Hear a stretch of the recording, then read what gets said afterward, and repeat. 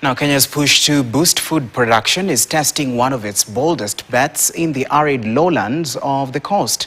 The Galana Kulalu irrigation project, once written off as dry bushland, is now producing crops at scale, raising fresh questions about viability, costs and returns. Paul Mbugua reports on whether water, technology and persistence are finally turning Galana Kulalu into a workable agribusiness. At the edge of Tsavo National Park along the mighty Galana River lies a landscape once written off as unproductive and hostile. Today, this is the face of transformation where science, water and engineering are breathing life into over 1.8 million acres of dry land. The Galana Kulalu irrigation project is fast becoming Kenya's new food security frontier, a model of what sustainable water management can achieve in arid regions. We have 23 pivots, which are 50 hectares each, totaling to 1,115 hectares. And currently we have only 310 hectares under cultivation. We have 190 hectares under seed maize. We have 17.5 hectares under cassava, and we have 120 hectares under onion. Out of these 120, we have 20 hectares which is undergoing harvesting as currently. Agriculture Cabinet Secretary Mutahi Kagwe announced plans to gazette Galana Kulalu as a special economic zone, paving the way for investment incentives and a one-stop commercialization office. For me, it's very clear, and I think we should be clear-minded within the Ministry of Agriculture and indeed within the government. The role of the private sector must be enhanced.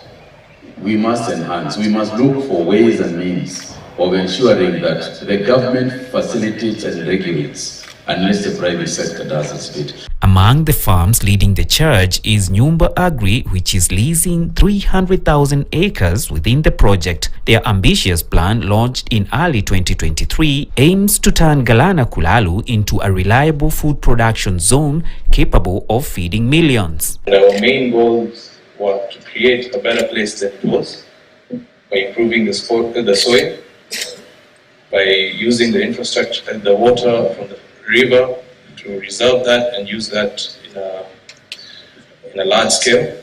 Before planting began, the team conducted detailed surveys, soil and hydrological assessments, a first in the area's history, to ensure farming coexists with the delicate Tsavo ecosystem, including ancient wildlife corridors. And the results are showing.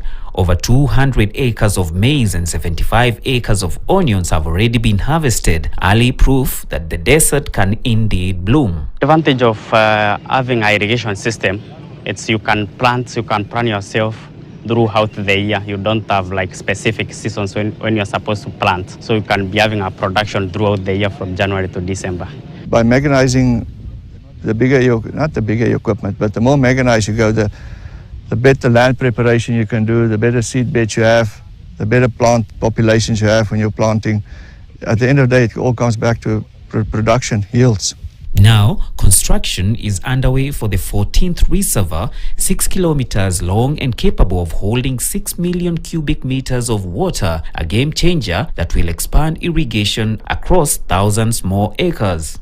For KTN, I'm Paul Mbugua. Right, with our story, we've come to the end of this edition of Business News this afternoon. My name is Calvin Nyakundi. I'm now taking it back to Ndu Oko to bring us the latest in the world of sports.